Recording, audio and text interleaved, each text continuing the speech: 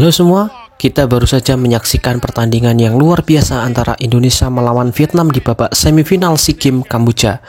Pada pertandingan tersebut, Indonesia berhasil mengalahkan Vietnam dengan skor tipis 3-2 melalui babak tambahan waktu yang cukup lama, yaitu 8 menit.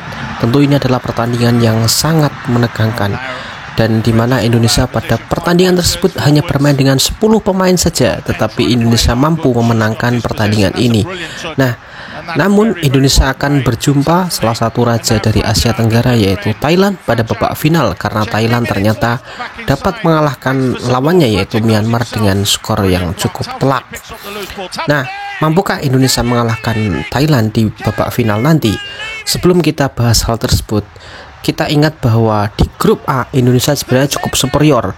Bagaimana Indonesia menjadi pemuncak klasemen grup A dengan poin 12, di mana Indonesia memenangkan semua pertandingannya dengan mengalahkan Filipina 3-0, Timor Leste juga 3-0, Myanmar 5-0, dan terakhir melawan Kamboja dengan skor tipis 2-1. Kemudian pada babak semifinal Indonesia berhasil menundukkan Vietnam dengan skor 3-2. Sekarang kita akan coba lihat head to head antara Indonesia melawan Thailand. Sebelum kan kita bahas bagaimana peluang, apakah Indonesia mampu mengalahkan Thailand di babak final nanti. Tentu kita semua ingat bahwa Thailand adalah salah satu musuh bebuyutan dari Indonesia di SEA Games. Pertemuan terakhir Indonesia melawan Thailand adalah di SEA Games Vietnam 2021. Pada pertandingan tersebut Indonesia berjumpa dengan Thailand, namun sayangnya Indonesia harus rela menelan kekalahan dari Thailand dengan skor tipis 1-0. Dan saat itu Indonesia sebenarnya bermain cukup bagus, tapi sayang sekali Indonesia harus menelan kekalahan 1-0 sehingga Indonesia gagal untuk menjuarai SEA Games. Berkaca ke belakang, Indonesia memang banyak kalahnya. Pada SEA Games 2019, Indonesia juga takluk dari Thailand dengan skor 0-2.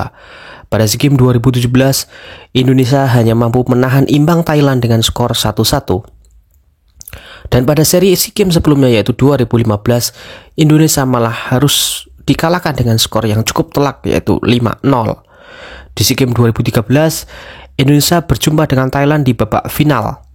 Dan Indonesia juga harus menelan kekalahan mutlak, yaitu 1-3 leg 1 dan 0-1 di leg 2. Kekalahan Indonesia nampaknya cukup banyak, tetapi jika kita melihat ke belakang pada SEA Games 2011, Indonesia sebenarnya mampu mengalahkan Thailand dengan skor 3-1. Itu pun kalau ditarik mundur ke belakang, ternyata catatan kekalahan Indonesia juga masih banyak lagi. Jadi kalau kita bandingkan antara Indonesia dengan Thailand, sepertinya memang masih jauh, apalagi khusus di ranah SEA Games atau Timnas U23 saat ini. Jadi berbicara peluang memang sepertinya sangat tipis. Tetapi kita lihat sekali lagi bahwa komposisi pemain dari Thailand tentu berbeda dari tahun ke tahun.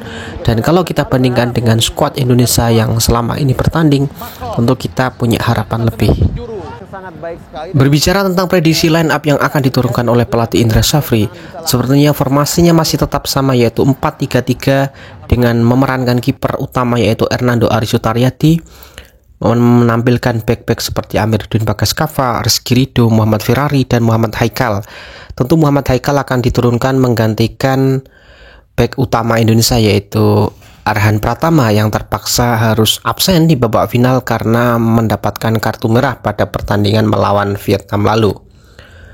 Akumulasi kartu tidak dapat dihapuskan karena Arhan mendapatkan 2 kali kartu kuning, bukan 1 kali kartu merah.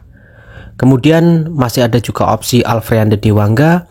Kemudian di tengah ada Marcelino Ferdinand, Muhammad Taufani. Kemudian di sisi depan ada Witan Sulaiman, Ramadan Sananta, dan Muhammad Fajar Faturrahman. Tentu kita akan melihat apakah performa Witan Sulaiman akan naik. Saat ini Witan Sulaiman memang dilihat cenderung turun posisinya. Kemudian di bagian cadangan kita masih punya penjaga gawang Muhammad Adi Satrio yang pada pertandingan kemarin memang tidak begitu bagus. Ada juga Ilham Rio Fahmi, ada Beckham Putra, James Kelly Schroyer, ada Ananda Rehan, Komang Teguh, Irfan Johari, dan Titan Agung.